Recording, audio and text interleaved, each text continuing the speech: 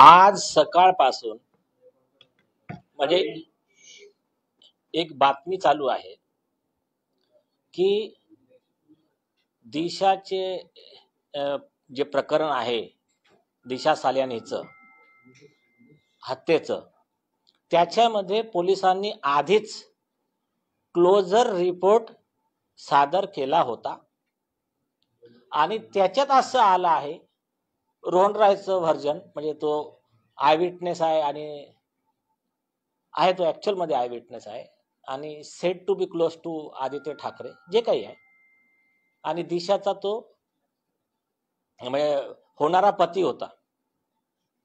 तर त्याच्या स्टेटमेंटच्या आधारावर यांनी असं व्हर्जन म्हणजे हे असं सांगतात की असं पोलीस रिपोर्टमध्ये व्हर्जन आहे की दिशाच्या वडिलाचे काहीतरी संबंध होते, त्याच्यामुळे ती जरा डिप्रेशन मध्ये गेली होती.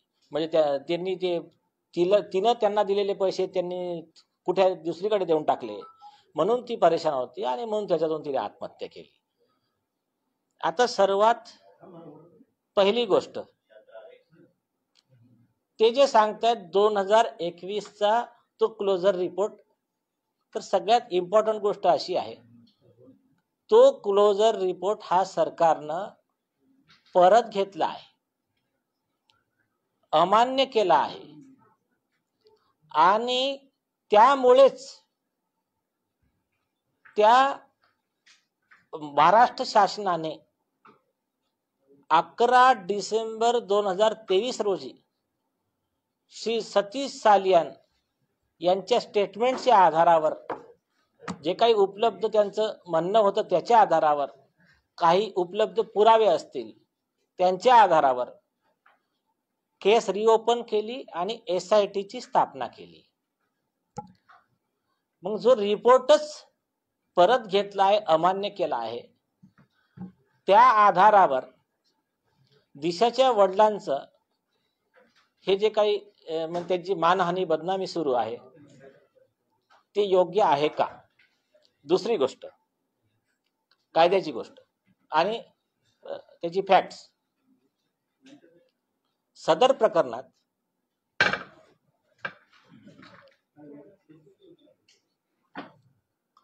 जो तपास होता तो तपास होता 174 CRPCचा, ऍक्सिडेंटल डेथ रिपोर्टचा. ADR ची जी चौकशी असते ती फक्त ऍक्सिडेंट घडला की नाही घडला याच्यासाठी एक फॉर्मल इन्क्वायरी असते, त्याला कोणतीही लीगल व्हॅल्यू नसते. द रिपोर्ट ऑफ ADR 174 जेव्हा दिशाच्या वडिलांनी 154 CRPC ची कॉग्निझेबल ऑफेन्सची तक्रार दिली आहे, त्याच्यामध्ये बलात्कार आणि खुनाचा गुन्हा दाखल करण्याचा अर्ज दिला आहे, तेव्हा अशा प्रकरणात त्या रिपोर्टच्या आधारे कोणताही फायदा, कोणताही बचाव आरोपीला घेता येणार नाही. The report has no legal value. हे मी नाही म्हणत आहे, हे सुप्रीम कोर्टाचं जजमेंट आहे आणि ते आपल्या पिटिशनच्या पॅरा नंबर 101.2 की 3 आहे, ते मी तुम्हाला टाकून देईल. हे आहे, त्याला काही लीगल व्हॅल्यू नाही आहे. तो ऑलरेडी सरकारने विड्रॉ केला आहे. तरी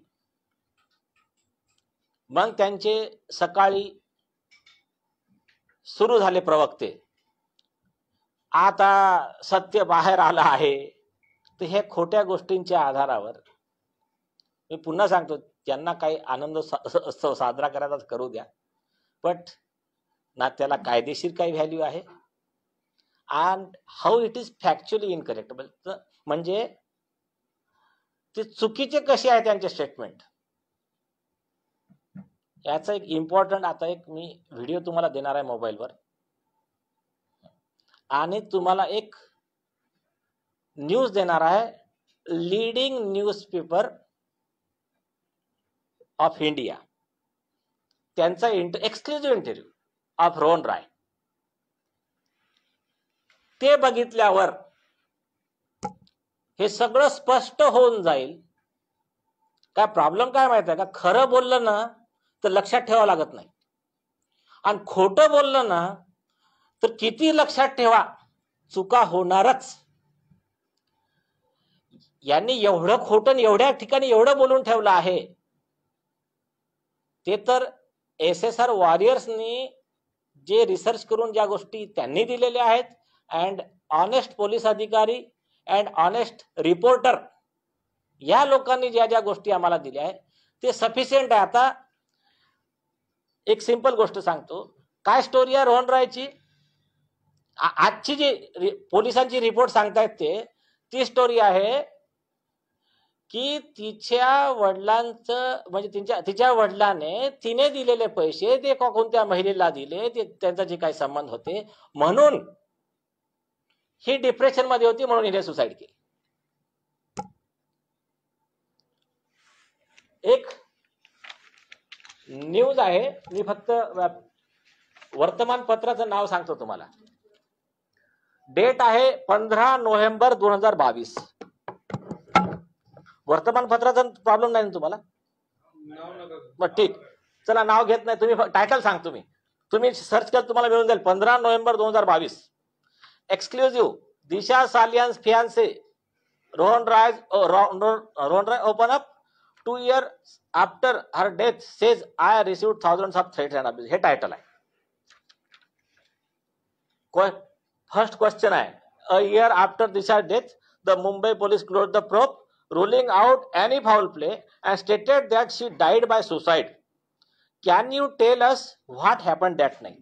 अच्छा, सबसे मोठा जोक हे सांगायच्या आधी मी असं फार सर्च केलं की भारतीय संविधानात काही असं स्पेशल प्रोव्हिजन करून ठेवलं आहे का आधी उद्धव ठाकरे जेव्हा मुख्यमंत्री होते तर त्यांच्यासाठी. तर असं मला काय असं प्रोव्हिजन असं आढळलं नाही की ज्या प्रोव्हिजन नुसार उद्धव ठाकरे यांनी मालवणी पोलिसांना सेशन जजचे अधिकार दिले होते, त्यांना सेशन जजची त्यांची नियुक्ती केली होती. हा जो क्लोजर रिपोर्ट आहे हा कधी न्यायालयात गेलाच नाही. मग हा मान्य कोणी केला आणि त्याच्या आधारावर हे झालं कसं, हा एक मोठा म्हणजे रिसर्चचा विषय आहे. तर तुम्हाला जर कोणाला आढळलं की बाबा उद्धव ठाकरे साहेबांसाठी आपल्या संविधानात स्पेशल प्रोव्हिजन आहे की ते कोणालाही न्यायाधीशचे पॉवर देऊ शकतात सेशन जजचे, तर ते जरा आम्हाला कळवा तुम्ही. आणि मालवणी पोलिसांनी किंवा स्वतःहून जे पॉवर घेतले असतील असे ते तरी कळवा.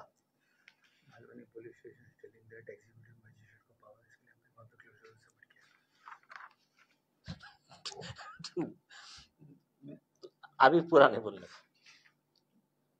दूसरा, बहुत सारी चीजें देंगे हम, सिर्फ क्या आम्ही काय फक्त वाट बघतोय.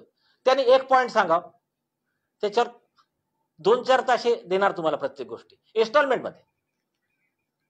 नेक्स्ट, आता याचं स्टेटमेंट आहे 15 नोव्हेंबर 22चं. दिशा म्हणजे का दिशा परेशान का होती आणि का तिने सुसाईड केलं. Disha was an extremely sensitive person. Back then, she was quite stressed about work and was under tremendous pressure. After 2 of her deals fell through. Next, she was an animal lover too, and I remember that her condition was further triggered by the news of pregnant elephant in Kerala who died after eating a pineapple filled with firecrackers on May 27. She was inconsolable. We lived together at her parents' home in Dadar. On June 4, I suggested that we go to our apartment in Malad, thinking that a change of environment would help her. इथे story काय आहे, केरळमध्ये एका हत्तीला त्या pineapple मध्ये फटाके टाकून दिलं, त्याच्यामुळे त्या प्रेग्नंट हत्तीचा मृत्यू झाला, तिच्यामुळे ती डिप्रेशन मध्ये होती. तिथे स्टोरी काय आहे की तिच्या वडिलांनी जे काय केलं त्याच्यामुळे डिप्रेशन मध्ये होती. तिसरी स्टोरी त्या व्हिडिओ मध्ये देतोय तुम्हाला. हा ठीक आहे. तो व्हिडिओ मधलं जे व्हर्जन आहे की इथे काय सांगितलं, आता इथे काय सांगितलं की त्या एलिफंटच्या याच्यामुळे जरा हे झाली होती ती संवेदनशील, सेन्सिटिव्ह, तो इमोशनल. तर मग मी तिला सांगितलं की चला आपण माझ्या मलाड फ्लॅटला जाऊ, तू रिफ्रेश होऊन जाते. तिसऱ्या इंटरव्ह्यूला व्हिडिओला, आणि हा interview was sponsored by mister Aditya Thackeray. Satish साल्यांजीचं स्टेटमेंट ऑन ऍफिडेव्हिट आहे. त्यांनी त्या व्यक्तीला पाठवलं, मी नाव घेत नाही त्याचं, तो अवेलेबल आहे तो व्हिडिओ. त्या व्हिडिओचं टायटल आणि लिंक आता तुम्हाला देतोय. व्हिडिओमध्ये एक 5वी स्टोरी, एका कंपनीची ऍड मिळाली होती. त्या कंपनीला मी 2 घराचे फोटो पाठवले, एक मलाडच्या घरचा आणि दिशाच्या घरचा. आम्ही दिशाच्या घरी राहत होतो, कोविड होता. तर त्या कंपनीने सांगितलं की हे घर चांगलं नाही आहे, मलाडचं घर चांगलं आहे, तिथे जाऊन तिथे शूट करा. म्हणून आम्ही तिकडे गेलो.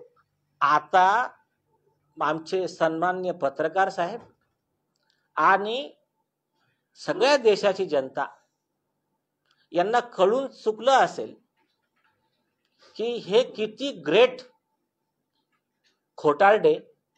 म्हणजे त्याच्यात ऑब्व्हियसली मालवणी पोलीस आली आहे. मालवणी पोलिसांना नोबेल प्राइज मिळाला पाहिजे खोटं बोलण्यात, खोटे पुरावे तयार करण्यात. पण मालवणी पोलीस म्हणजे सगळे पोलीस नाही आले त्याच्यात, फक्त तेच ज्यांनी हे बनवलं. बाकी तिथे चांगले पोलीस अधिकारी पण आहे, त्यांनी आम्हाला भरपूर एव्हिडन्स दिले आहेत, आय विटनेस पासून सगळे. काही गोष्टी आम्ही सांगत नाही आहे. तर आता हे यांचा सगळा खोटारडेपणा सगळ्यांच्या समोर आलेला आहे. हे फक्त तुम्हाला आजचा विषय जो त्यांनी काढला त्याच्यावर उत्तर म्हणून हे सांगितलं. त्यांना असे काहीही नॅरेटिव्ह काढू द्या, प्रत्येक याच्यावर साऊंड प्रूफ असेच आम्ही देऊ. आणि आता माझी विनंती आहे सर्व पत्रकारांना, हे सगळं घेऊन जावं, पोलिसांना प्रश्न विचारावे, आणि जे काही विरोधी पक्षाचे जे खूप आनंदित झाले होते याच्या आधारावर आरोप करत होते, आम्ही तो काय बघा आता माहीत झाला आहे की ते तर निर्दोष आहे, त्यांच्यावर हे झालं आणि त्यांच्यावर ते झालं, तर त्यांना प्रश्न विचारावे. तर आता तुम्ही सांगताय की जो अननसाचा आणि हत्तीचा उल्लेख केला, पोलिसांच्या रिपोर्टमध्ये तिचे प्रोजेक्ट केले, बडे पैसे घेतले, पण कुठे ना कुठे दिशा ही नैराश्यात होती. हे तर याचा तर उलगडा होतोय की नाही? तुमचं काय प्रॉब्लेम आहे माहिती आहे का? नाही प्रॉब्लेम नाही, नाही मग तेच सांगतो ना मी. नाही एक मिनिट, आता हा तुमचा जो प्रश्न आहे ना, तो प्रश्न चुकीचा कसा आहे मी सांगतो. सुरुवातीला काय सांगितलं मी की जेव्हा पोलिसांनी स्वतः डिक्लेअर केलं की तो अहवाल आम्ही परत घेतला आहे, नाव केस इज रिओपन. कधी परत घेतला ते पण सर महत्त्वाचं आहे. राज्यात जेव्हा सत्ता बदल झालं, जेव्हा अपोजिशन नाही मग त्या एक मिनिट उद्धव ठाकरेंचं सरकार असताना अहवाल परत घेण्यात आला. नाही एक मिनिट, ही गोष्ट महत्त्वाची आहे की नाही की जेव्हा सत्ता पालट झाला त्याच्यानंतर तो नाही, पुन्हा फिरवताय तुम्ही. अहवाल न्यायालयाने मान्य केला का? अहवाल पोलिसांनी प्रिपेअर अहवालाने न्यायालयाने मान्य केला का? त्याची लिगल व्हॅल्यू आहे का? पोलीस काय म्हणतात की आम्ही नाही, कधी घेतला ते इम्पॉर्टंट नाही आहे. अहवाल अस्तित्वात आहे का, त्याला आज लिगल व्हॅल्यू आहे का? हे बघा, तुम्ही एक तर काय करा, चांगला लॉ वाचून या, होमवर्क करून या. फक्त नाही एक मिनिट, नाही आता माझा प्रश्न आहे, नाही एक मिनिट, त्याला आज मागे घेतला त्याची जी टाइमलाईन आहे ती मॅटर करते की नाही करत? नाही, आज मी फुल स्टॉप लावणार याला. हे जे आहे ना, हे नॅरेटिव्ह चालू देणार नाही आम्ही. पहिला प्रश्न माझा तुम्हाला आहे, त्या अहवालाला कायदेशीर मान्यता आहे का? तो न्यायालयाने मान्य केला का? Yes or no? पोलीस म्हणतात नाही, माझा तुम्हाला प्रश्न आहे.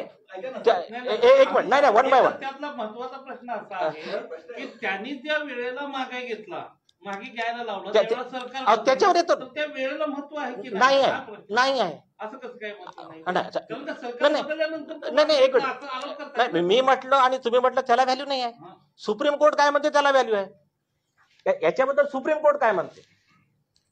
चलो आज ये पूरा नॅरेटिव्ह फुल स्टॉप. हॅलो 75 पेजचा वाचला का तुम्ही एफआयआर? त्याच्यात तो केस लॉ लिहिला आहे. अमन कुमार सिंग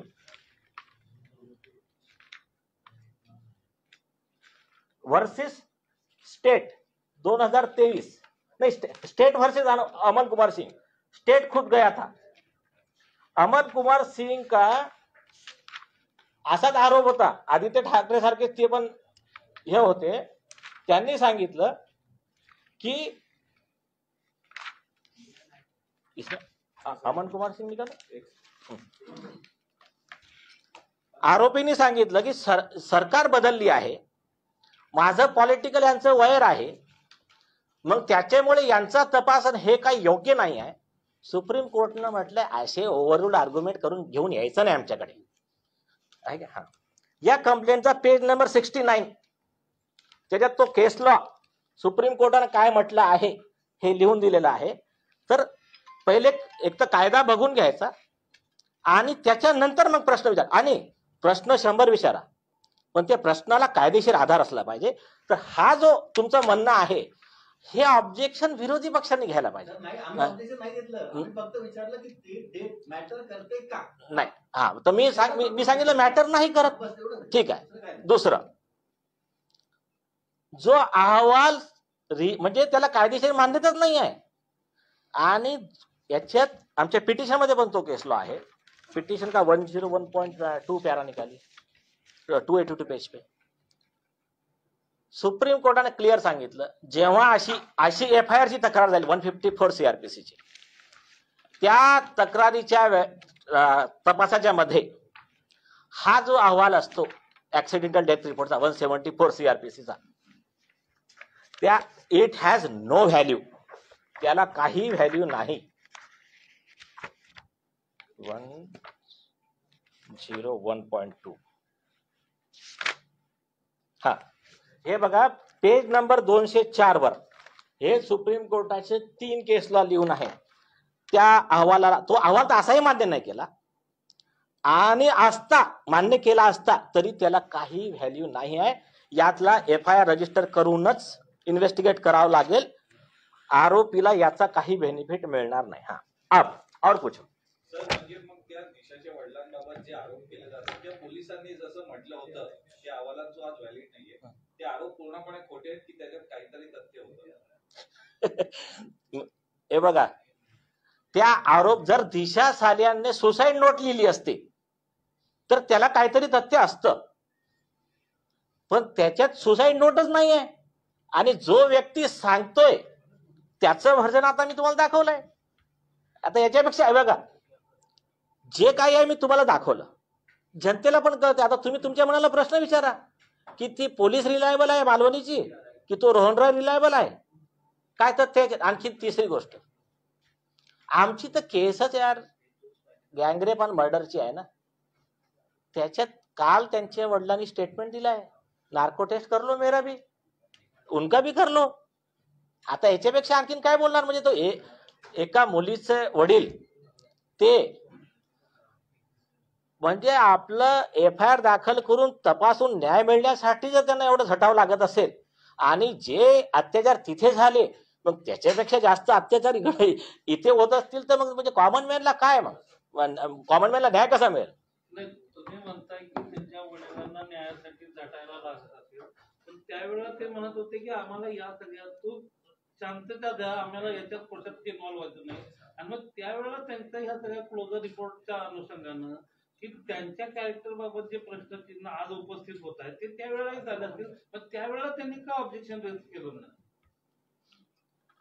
त्याचं रिझन सांगितलं आहे की त्यावेळेस ते दबावाखाली पण होते आणि त्यांना एवढं माहित पण नव्हतं की यांच्याशी भांडायचं कसं. आणि हो का पोलीस बोलतात हा बोला नाही सोसायटी आहे हे जे काही आहे.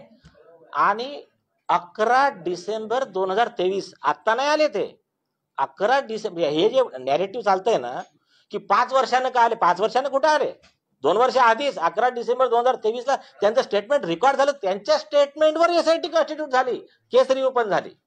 आणि मी म्हणतो ना, हे मी काय बोलतोय तुम्ही काय बोलता, आता तपासात येईल ना बाहेर. आहे ना. बाकी प्रायमा फासी तुम्हाला जेवढं आवश्यक आहे तेवढं दिलं आहे मी, की कसं हे बोगसपणा आहे. तो रोहन राय असो की ते मालवणी पोलीस असो की हे आरोपींची यांची गँग असो, तर हे याच्यापेक्षा मला वाटतं आणखीन काय आवश्यकता. व्हिडिओ दिलाय तुम्हाला. पोलिसांकडनं तक्रारीवर काही अपडेट आली का? FIR झाल्याची काही? अजून नाही. फक्त एक स्टेटमेंट मी वाचलं संजय निरुपे यांचं, की त्यांनी सांगितलं की ते FIR रजिस्ट्रेशनला पाठवलं आहे मालवणला. हे त्यांचं स्टेटमेंट आहे. आम्हाला ऑफिशियल काय नाही आलं. सर, दिशाचे मंगेशकर रोहन रॉय हे आदित्य ठाकरेंचे निकटवर्ती होते असं तुम्ही हा. म्हणाला. त्या संदर्भात काही फोटो किंवा काही तर- त्यांचं ते तसे फोटो वगैरे सध्या आम्हाला काही तसं विचारू नका. पण सतीश साले यांनी सांगितलं की त्यांच्या म्हणण्यावरच रोहन रायने 2 लोकांना आणलं होतं. एक ते किशोरी पेडणेकर आणि जे सेकंड ते चॅनल त्यांचं की ज्याने यांचा व्हिडिओ पब्लिश केला, कोणाचं म्हणणं? आदित्य ठाकरे यांच्या म्हणण्यावर. हा सर क्लोजर रिपोर्ट जो दाखल झालेला होता तो कोर्टात दाखल झाला असं तुम्ही म्हणालात, पण एडीआर जो दाखल होतो तो आकस्मिक मृत्यूची नोंद ज्यावेळेला होते तो तपास होतो तो एसीपी दर्जाच्या अधिकाऱ्याला महानगर दंडाधिकाऱ्याचे अधिकार असतात त्यांच्याकडे जातो आणि त्यांनी त्यावेळेला अप्रूव्ह केला होता असं माहिती आहे. तर त्यावेळेला एसीपी कोण होते आणि त्यांनी हा अप्रूव्ह का केला होता? हा, तर मला एवढं सांगा, एसीपी दर्जाच्या अधिकाऱ्याला अधिकार असतात हे तुम्हाला कोणी सांगितलं? पोलीस असं म्हणतायत हा, असं म्हणा. एसीपीनी पोलीस असं म्हणतात ते म्हणा पहिले. हे पोलिसांना पत्र आहे. या पत्रामध्ये सेक्शन आणि हे कोर्टाच्या हायकोर्ट सुप्रीम कोर्टचे जे काही लॉ आहे ते गाईडलाईन आहे. जे कोणते पोलीस अधिकारी एसीपी कडे देऊन क्लोजर करत असतील दॅट इज ग्रॉसली इलिगल. कोर्टातच द्यावं लागेल त्याची एक कॉपी. अच्छा, और एक बात बहुत इंपॉर्टंट चीज है, ऍज ए रूल कॉपी द्यायची आहे दिशाच्या वडिलाला. इन्क्वायरी झाली तर त्याची कॉपी दिशाच्या वडिलाला द्यायची आहे. दिशाच्या वडिलाला कॉपीच नाही दिली, न्यायालयात सबमिट करायची आहे. न्यायालयात सबमिटच नाही केली आणि आता ती कॉपी फक्त एका मीडियाच्या एका व्यक्तीकडे जाते. तो एक बातमी छापतो आणि त्याच्या आधारावर सगळे लोक बातमी उचलतात. बस हा एक प्रकार चालू आहे. आता आम्ही एक मिनिट, आणखीन एक, आज पोलिसांनी पण स्टेटमेंट दिलाय नंतर की आम्ही काही तपास आमचा चालू आहे. हा, मागे घेतला. येस येस, तुम्ही तपास चालूच राहणार ना, कारण एसआयटी ज्यावेळेला फॉर्म होते त्यावेळेला जुना जो क्लोजर रिपोर्ट आहे तो रिव्होक केल्याशिवाय तुम्हाला नव्यानं तपास सुरू करता येईल. हा, मग? डिसेंबरला ज्यावेळेला एसआयटीची घोषणा झाली त्यावेळेला तो report December 23 by default yes yes yes, ठीक है. अभी हिंदी हिंदी कर दो. ठीक है. तब अभी कैमरे बंद है कि चालू है?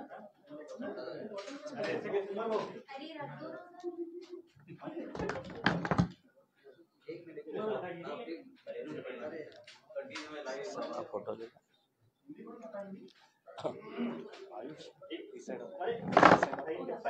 इधर आओ ना, मैं बोल रहा हूँ.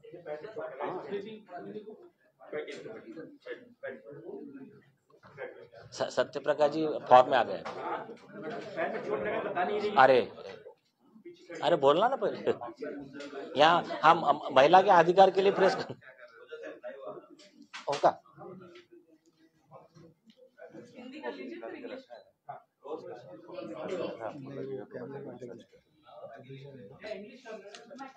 टाइम तकलीफ भाई, किसको तकलीफ है?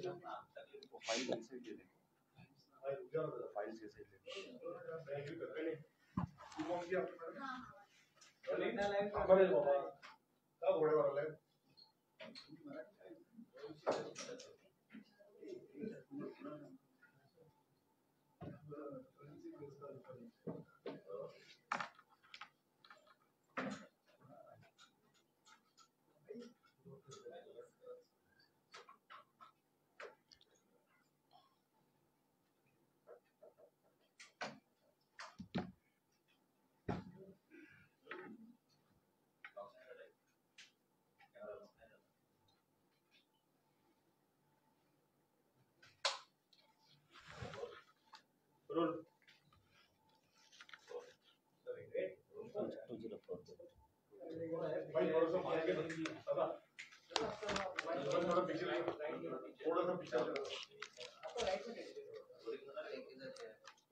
किसी चैनल का मत नाम लेना। मैं तो नहीं अवॉइड कर रहा हूँ।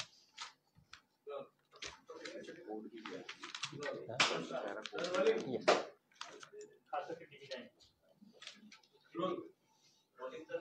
हाँ हाँ यस।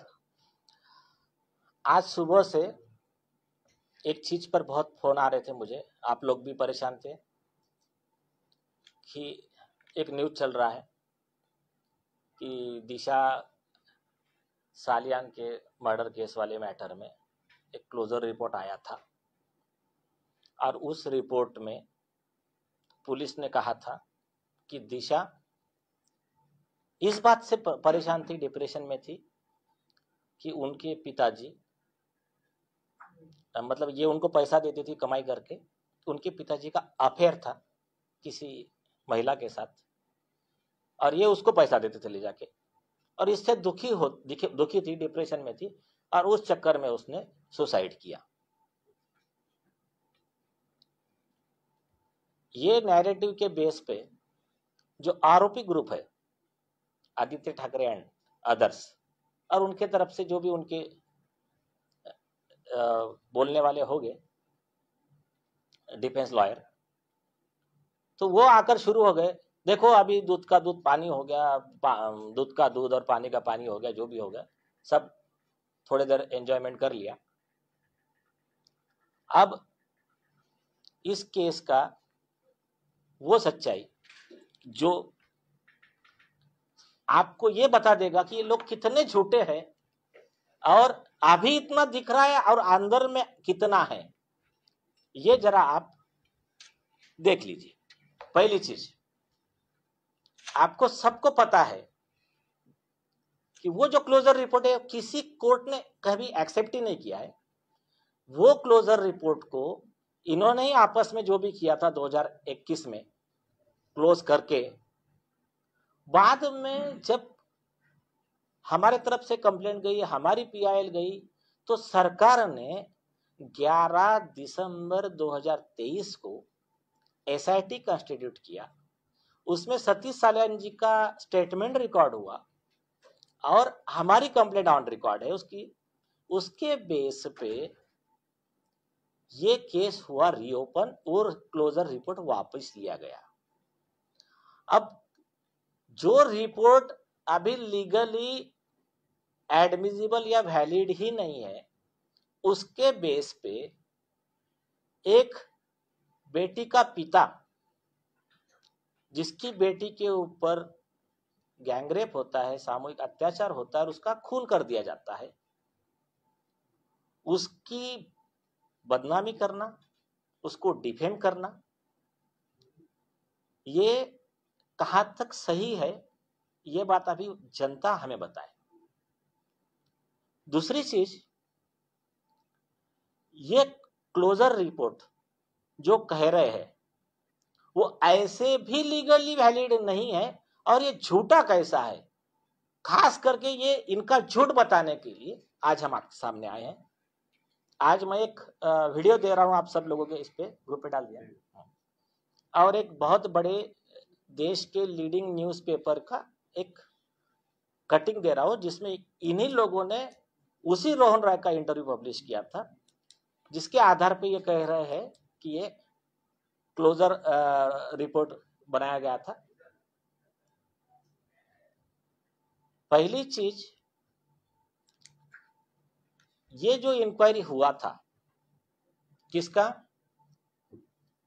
एक्सीडेंटल डेथ रिपोर्ट इन्होंने रजिस्टर किया था और पोस्टमार्टम रिपोर्ट आने से पहले ही अंतर्यामी मालवनी पुलिस के जो भी थे परमवीर सिंह का सुपरविजन में अंतर्यामी हो गई थी, पहले डिक्लेयर कर दिया है सुसाइड है करके, इन्वेस्टिगेशन बाद में होता रहेगा बोले। तो ये जो रोहन राय है, इनका जो वर्जन अभी आप चल रहा है कि उनके पिता के जो अफेयर या खर्चे के वजह से उसने सुसाइड की, ये रोहन राय का स्टेटमेंट है, ये आज सबने चलाया है, आरोपियों की तरफ से जो भी प्रसारित किया जा रहा है। इसको झूठ साबित करने वाला एक उसका एक्सक्लूसिव इंटरव्यू जो हमारे फेवर में ऐसा नहीं था कि ये था आदित्य ठाकरे के फेवर में और नीतीश राणे जी के खिलाफ में।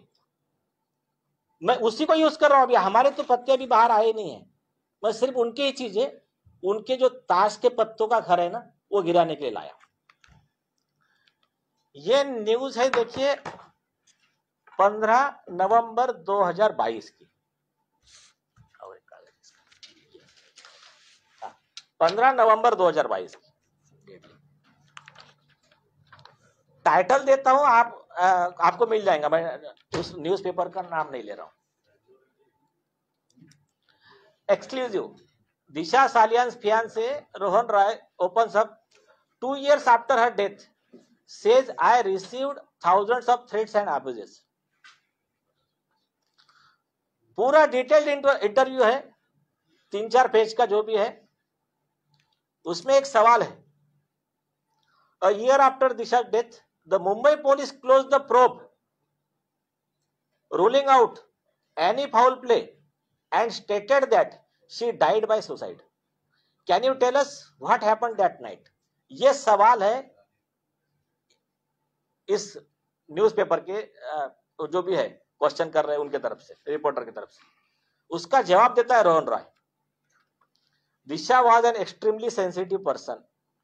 Back then she was quite stressed about work and was under tremendous pressure after 2 of her deals fell through.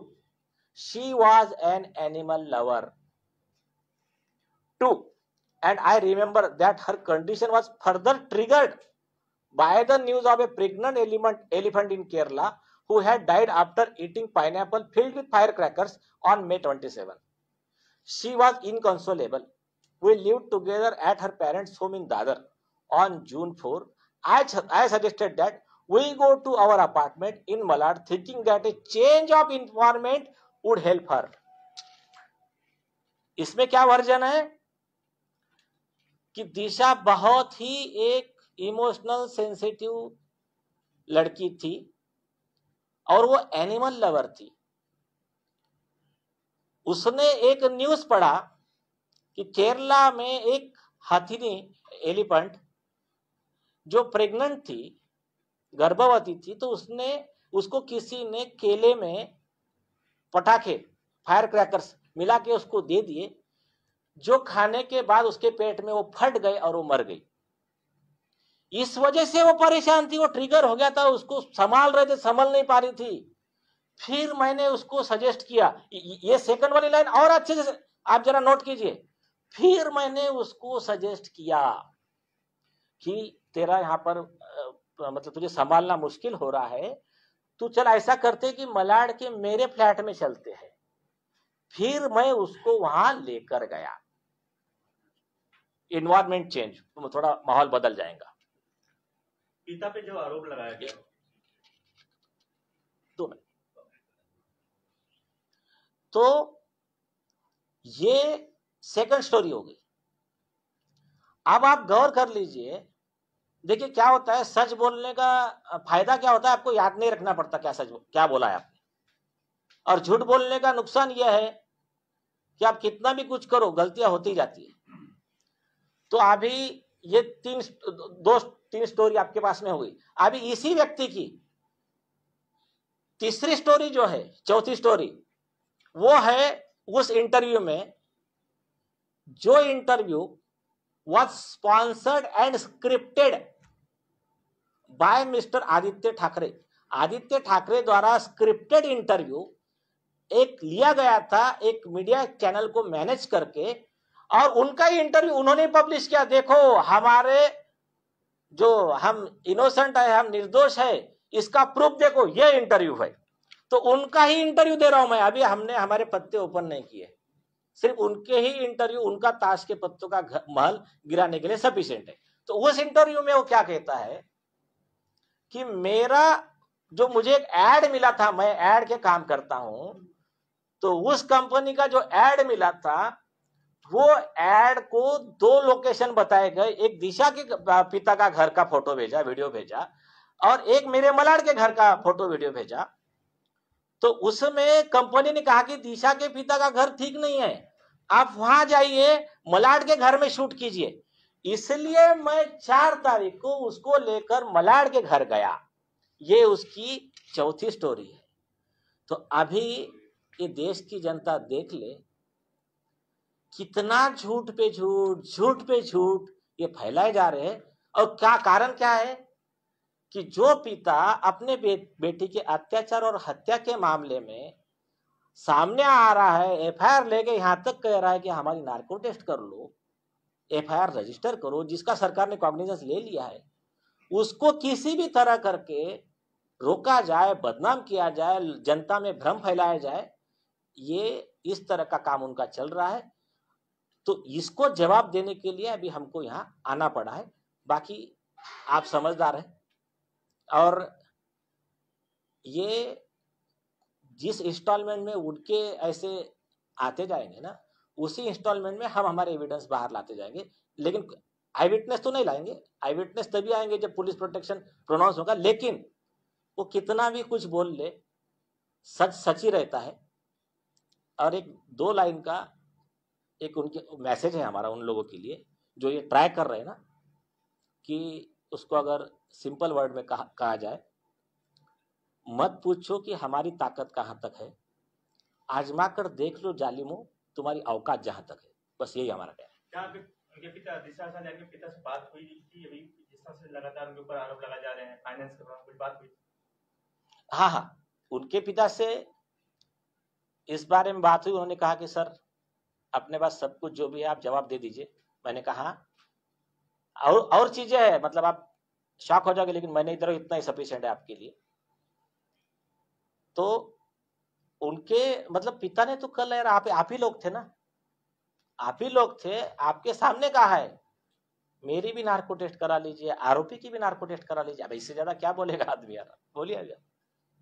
Salian कुटुंबाबद्दल एवढी सगळी चर्चा माध्यमांमध्ये होते, मात्र सतीश सालियान जे स्वतः याचिकाकर्ते आहेत ते स्वतः कधी आपली भूमिका स्पष्ट करणार आहेत, त्यांना या सगळ्याबद्दल काय वाटतं, ते कुठल्या झोनमधनं जात आहेत, जे काही चर्चा होते त्यांना त्याचा किती त्रास होतो? आवश्यकता नाही त्यांना, जे काय सांगायचं त्यांनी सांगितलं, ऍफिडेव्हिट मध्ये दिला आहे, तक्रारीत दिला आहे।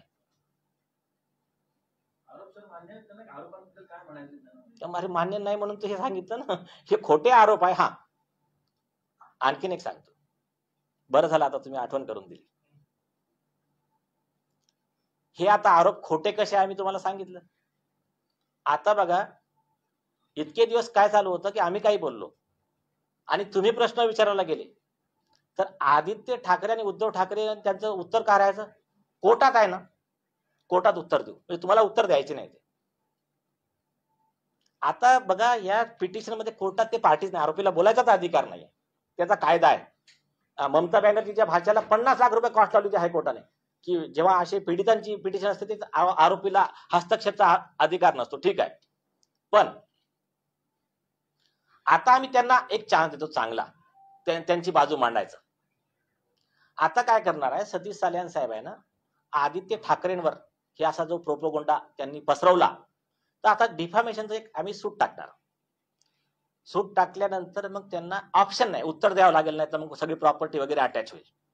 तर मग ते जे काही आहे, अभी मतलब घोडा मैदान दूर नाही, बहुत जल्दी, वेट अँड वॉच। ठाकरेंनी कधी सतीश सालियानशी कधी संपर्क साधला का? 5 वर्षात कधी, 2020 घटनेनंतर की आजच्या तारखेपर्यंत कधी इतके आरोप झाले, प्रत्यारोप झाले, ठाकरेंच्या वतीने कधी संपर्क साधला? ठाकरेंच्या वतीने किशोरी पेडणेकर आल्या होत्या, त्यांनी आपल्या व्हिडिओमध्ये सांगितलंय। स्वतः ठाकरे किंवा आदित्य ठाकरे?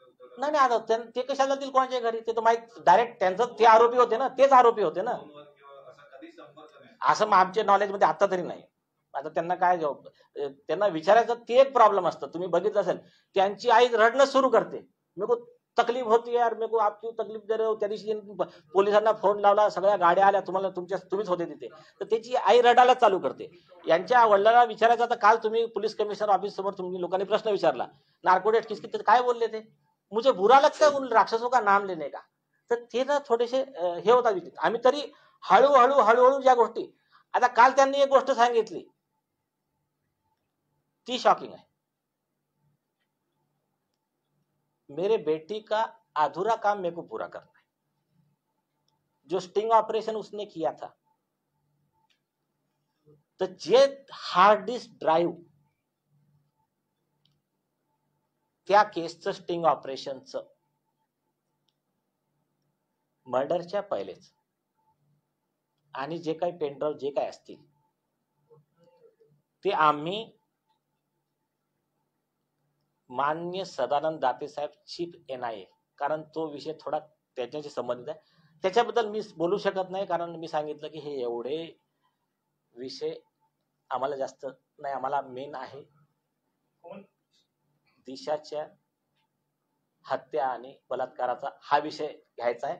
बाकीच्या विषयावर आम्ही काही करण्यापेक्षा आम्ही ते सरळ सरळ NIA ला पाठवून व्यवस्था करून टाकली आहे. आता ते जाणे आणि ते सरकार जाणे. दिशा सालियनचा मृत्यूचं भूत अजून कोणाकोणाच्या मानगुटीवर तुम्ही बसवणार आहात किंवा बसलाय? तुमचे हे बघा, आमचं असं काही आमचं बसवण्याचा काही हा उद्देश नाही. जो येत जाईल मी दोघे विचारलं, बसवणार आहात किंवा बसणार आहे. तर बघा, जेवढे नाव आले आहेत परमवीर सिंग वगैरे हे तर आहेच. माहिती अशी समजते की अजून 3 नावं तुमच्या टार्गेट मध्ये आहेत. तुम्ही कॅमेरे लावले काय आमच्या इकडे? आय अप्रिशिएट, पण मी आता सांगणार नाही आहे. पण ये स्टिंग की बात की है तो किसका स्टिंग किया है, कौन किया है? पेन ड्राइव पे बात कर रहे हैं। मैं ज्यादा नहीं बोल सकता, बहुत भी कुछ बताएंगे उनके आप उनके पिताजी का कल का स्टेटमेंट देख लीजिए जो हुआ है, आप लोगों ने भी पब्लिश किया है. दिशा की जो मर्डर का कारण बनी थी चीजें, उसका आप वो वीडियो में देख लीजिए, आप उठा लीजिए कि उसका जो भी हार्ड डिस्क ड्राइव्स है, पेन ड्राइव्स है, जो भी चीजें है, वो मैंने उनको कहा कि आप NIA को दे दीजिए, उसमें थोड़ा सा उसको जरा बाजू में रखिए, अभी हमको सिर्फ इसी पे कॉन्सेंट्रेट करना है. वो सरकार जाने, वो विषय मतलब हम बोल ही नहीं सकते, रोना आ जाएगा. छोड़ दीजिए उसको. नारायण राणे आणि नितेश राणे दोघांवर मालवणी पोलिसांनी गुन्हा दाखल केलेला आहे. जबाब सुद्धा घेतला, त्या आधारावर त्यांनी ते स्टेटमेंट वगैरे निष्कर्ष दिला. मग त्यांच्या गुन्ह्याचं काय, कारण ते आता जामिनावर आहे. आता कारण हे इतकं तुम्ही असं ते एकमेकांमध्ये गुंतागुंत तुम्ही करून टाकलेली आहे वेगवेगळ्या प्रकारची. मग जर आता तुम्हीच सांगा, अनेक विषय तुम्हीच सांगतात, नेमकं त्यांचं काय? येस, नाही चांगला प्रश्न आहे. म्हणजे तुम्ही असे चांगलं स्टडी करून आले दिसता. आता सांगतो हो. खूप सिंपल आहे.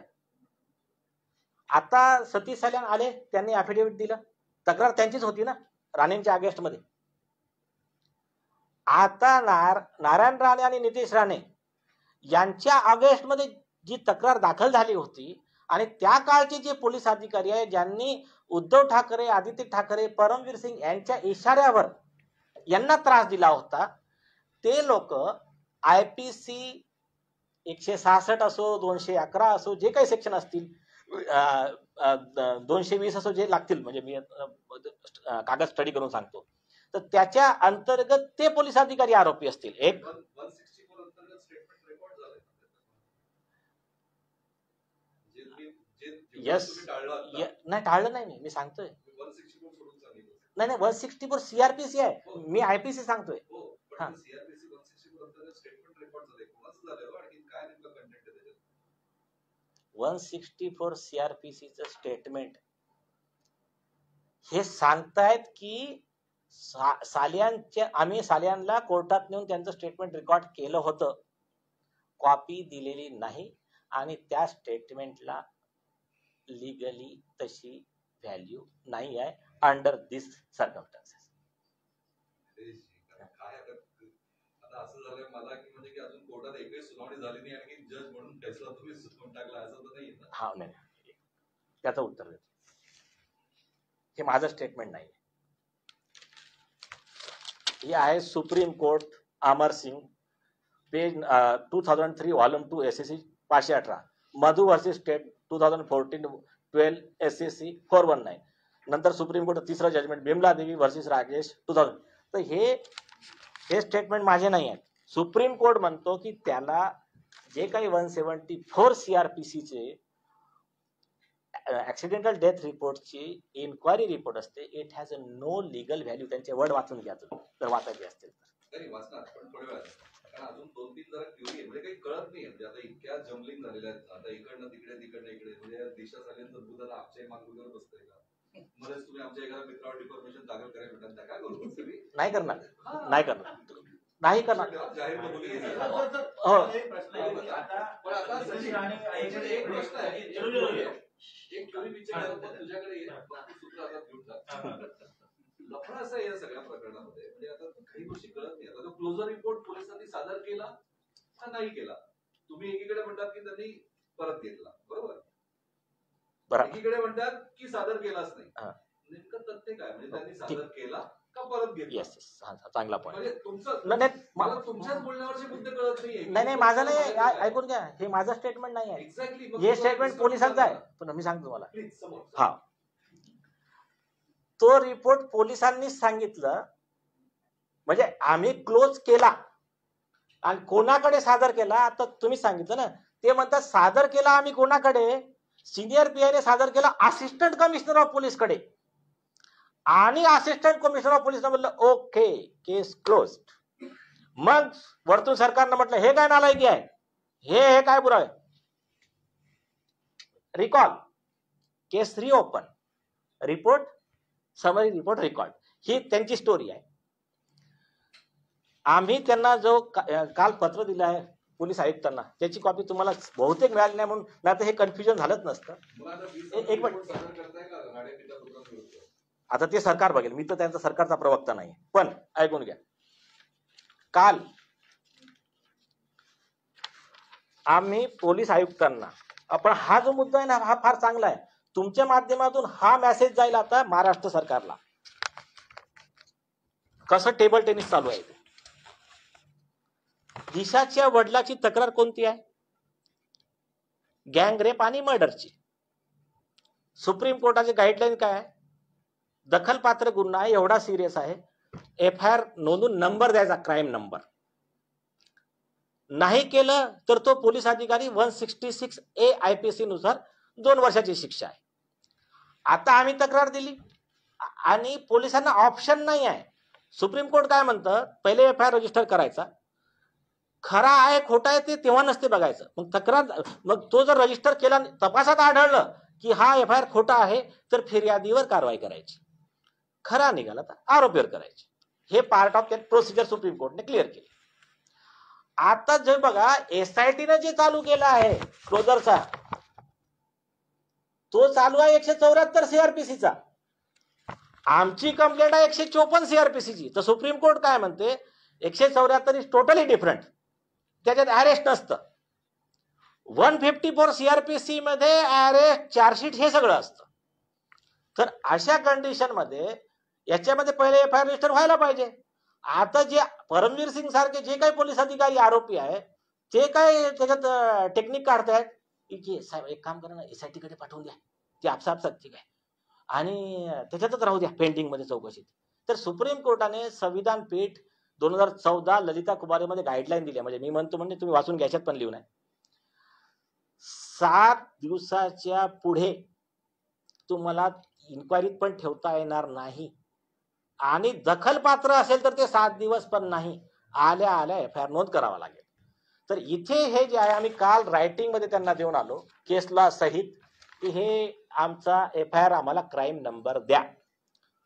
दुसरी आमची रिक्वेस्ट होती की सीन रिकन्स्ट्रक्शन करा मीडियाच्या सगळ्यांच्या समोर, कारण सीन रिकन्स्ट्रक्शन झालं तर यांची दुसरी थेरी खोटी पडेल, की अशी 20 फूट अशी हवेत उडत जाऊन मग खाली पडली. ती पडणार अशीच आहे ती. आमच्याकडे सगळे सायंटिफिक IITians चे जे काही आहेत ते आमच्याकडे आहेत. पण ते सीन रिकन्स्ट्रक्शन सगळ्या मीडिया पुढे झालं तर त्यांचा खोटेपणा उघडकीस पडेल. त्याच्याकरिता आम्ही काल हे पत्र देऊन आलो, आणि दिशाच्या वडिलांनी स्टेटमेंट दिलं की माझं पण नार्को टेस्ट करा, आदित्य ठाकरेचं पण नार्को टेस्ट करा. तर काल हे जो अहवाल ऑलरेडी रिजेक्ट केला आहे, अमान्य केला आहे, रिकॉल केला आहे, त्याच्या आधारावर ह्या बातम्या चालून दिशाच्या वडिलांची मानाने बदनामी जी करण्यात आली आहे, त्याचं एक जनतेच्या दरबारात ही आम्ही गोष्ट मांडत आहोत. पण कायदेशीर कारवाई करणार आदित्य ठाकरे आणि अदर्सवर. क्लोजर रिपोर्टच्या अनुषंगाने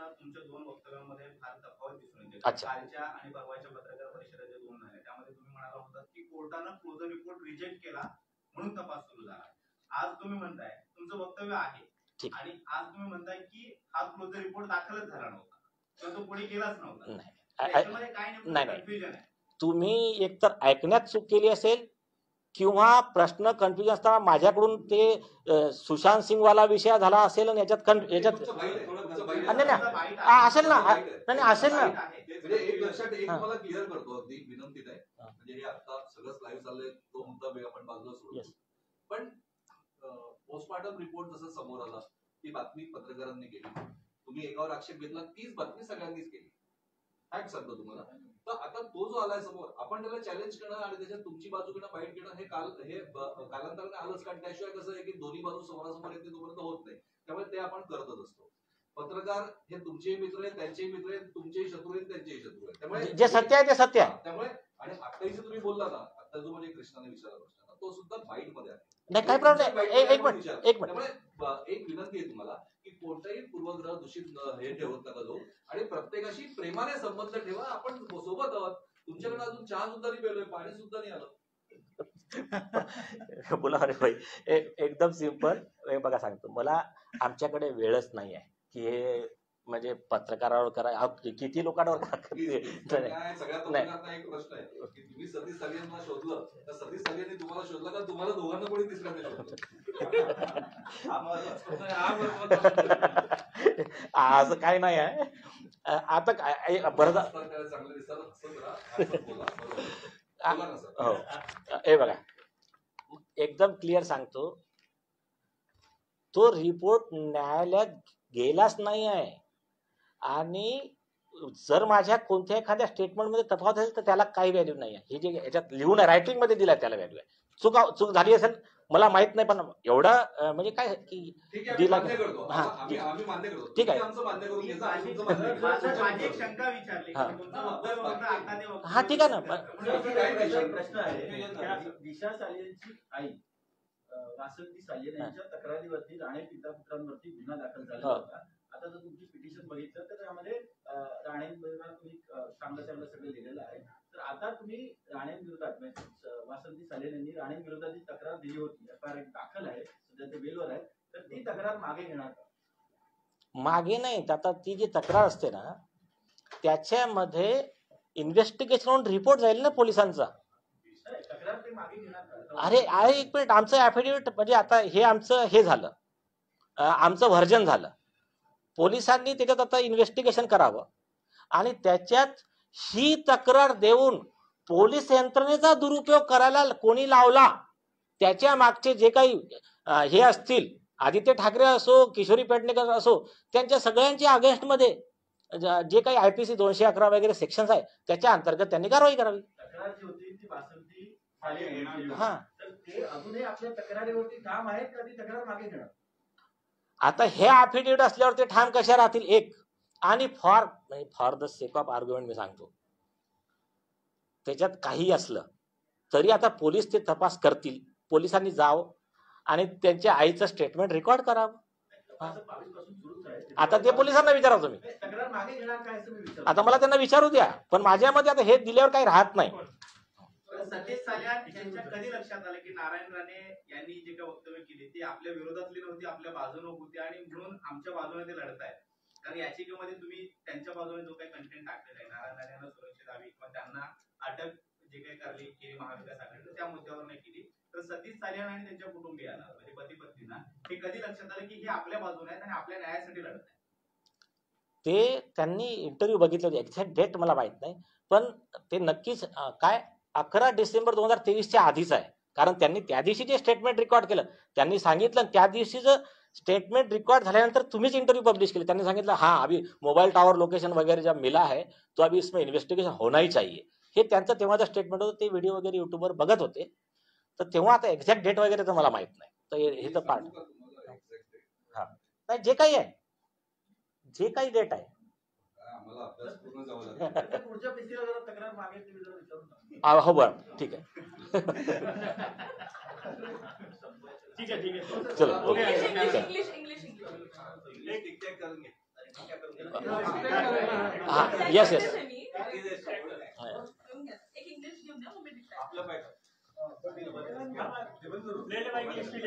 कितने बजे